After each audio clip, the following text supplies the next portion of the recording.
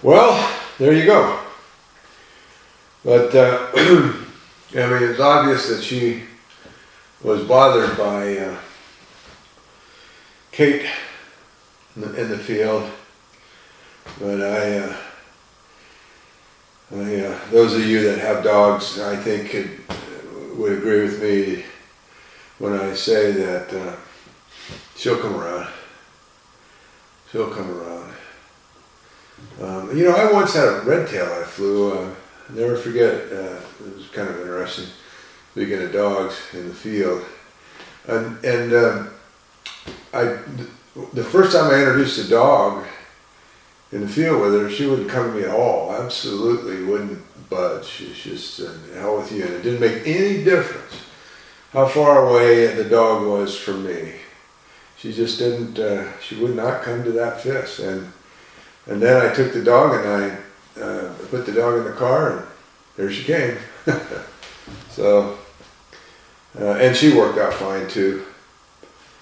So I'm sure this bird would adapt to Kate's presence over time. But the problem is, Kate is 10 years old, and she has a pretty bad heart murmur. And this heat out there, I worry about that in this heat.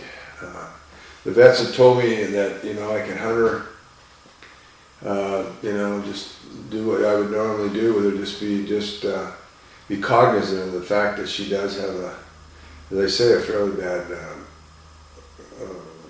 heart murmur. So I'm being cognizant, and I'm not going to take her out again. We were out there until it cools off, of course. We were out there for maybe 20 minutes, and she had it. Of course, the problem is compounded by the fact that she has this thick wire-haired coat. Doesn't help at all. But I just, not worth it to me. Not worth it to me, so that's out. Which means, of course, that I will be out there with the cougars by myself. And I have to be honest with you, I don't know how long I can do that. I really don't. If we have to wait until the first couple of heavy freezes in order to kill the vegetation back, that's over 2 months away, pretty much. And I don't know. I just don't know if I can do it. I really don't. As much as I might want to fly a Cooper's Hawk, even a PETA, I just don't know if I can handle it, folks. So, if you don't hear from me again, you'll know what happened. But I'll keep working with her, and for a while anyway. We'll see how things go. And speaking of the potential of not hearing from me again, I would like to make a couple of parting share with the neophytes, the newer falconers, that even those that might be thinking of taking up falconry, some of my thoughts. And to be honest, I'm doing this because, well, for a couple of reasons, I guess. Number one, I guess when you're involved with an endeavor for a long period of time, you reach a point where you feel like you have something to say, something worthwhile. And the other reason is I'm 69 years old, and I'm getting near the end. So if I'm going to say something, I guess I better say it. So those are the two main reasons. But I'm hoping that these comments will help, as I say, newer falconers and those wannabes along in their journey. So, with that thought in mind, I'd like to kick it off by telling you that when I first got started in falconry, one of my mentors said to me, Bill, falconry can be addicting. And I laughed because I thought he was joking, but the look on his face told me that he wasn't joking, and so I quit laughing. And I later learned the reason behind him making that statement. He was really into falconry, and in fact, so much so that he worked at night. He deliberately worked at night so that he could hawk his birds during the day. And he told me that. And so he was, so that would have been fine if he was single, but he was married, and over time, it took its toll because they were only seeing each other. He was coming in, she was leaving, and plus they had a child, and so it made it a bit problematic to the point where eventually they got a divorce, which is too bad as far as I'm concerned.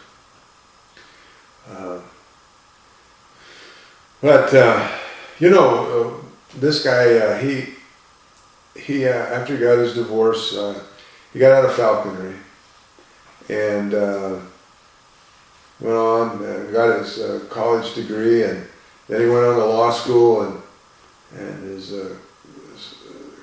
has been a successful attorney in Southern California now for years.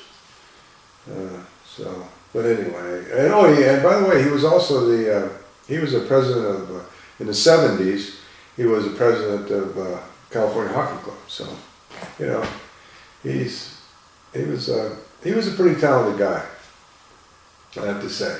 But anyway, I've known other falconers as well along the way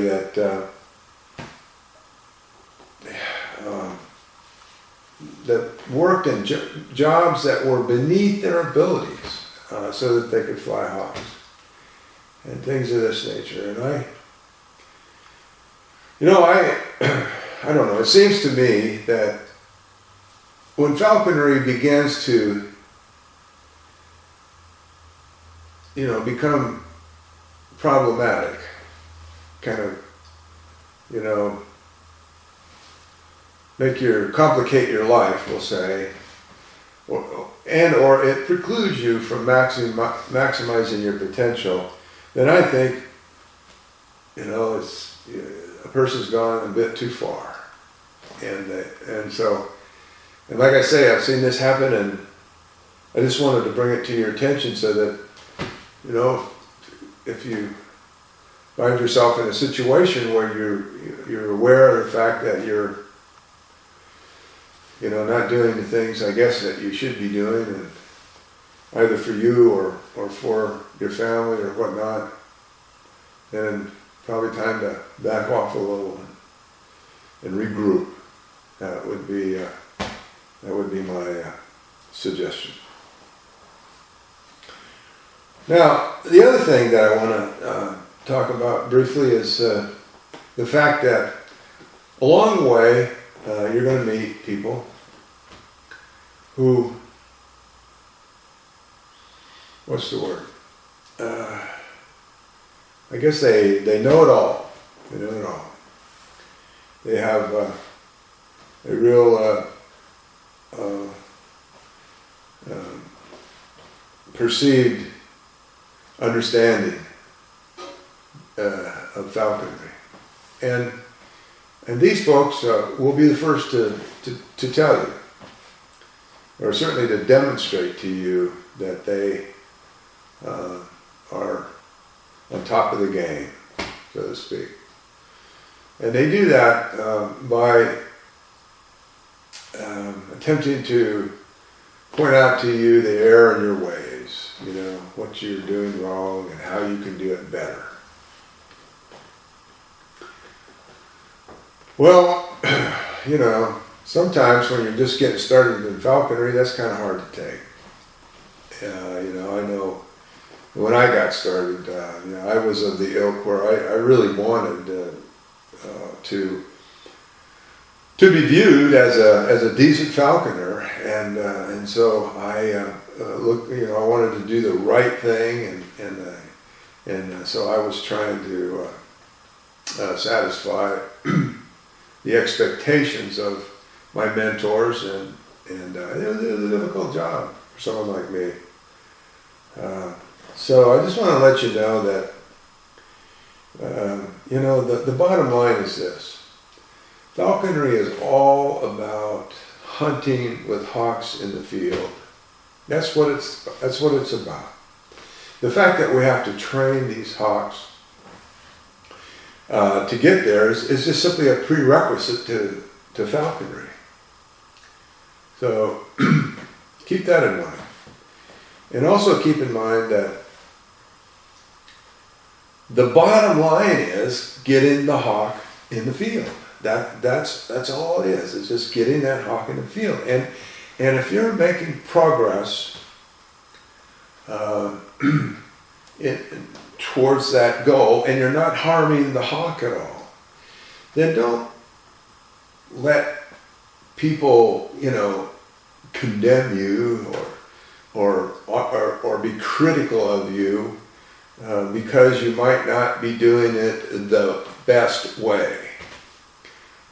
That's, again, the goal is getting the hawk out there, and if you're accomplishing that, then that's great. If you make a mistake, well, you got to back up and make up for it. That's all. But then you're going to go forward again, and so I don't know. Sometimes not sometimes. I shouldn't say that. I mean, it bothers me that some folks really feel they got a handle on this, and not only do they feel that they have to have a handle, on it, but they want to demonstrate this by telling other people how to do things, and they do it in a critical way, and it's just, there's nothing constructive coming out of their criticism, really. It's just all in a way. But anyways, so if you run into that, just keep in mind that this is, it's more about them than it is about you. They're doing it because there's a real need that needs to be satisfied. And so just take all of that with a grain of salt. I wouldn't, if you're new in the sport, I certainly wouldn't,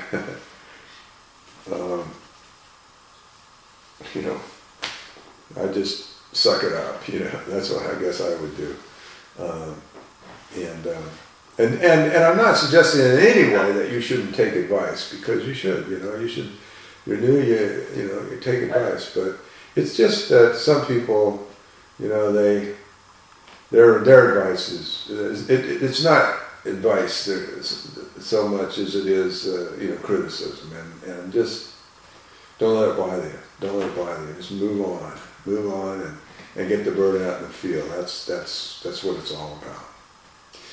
Okay, well, I'll climb down off my high horse now, and I don't really have anything else to share with you except to say thanks for watching, and I'll see you downwind.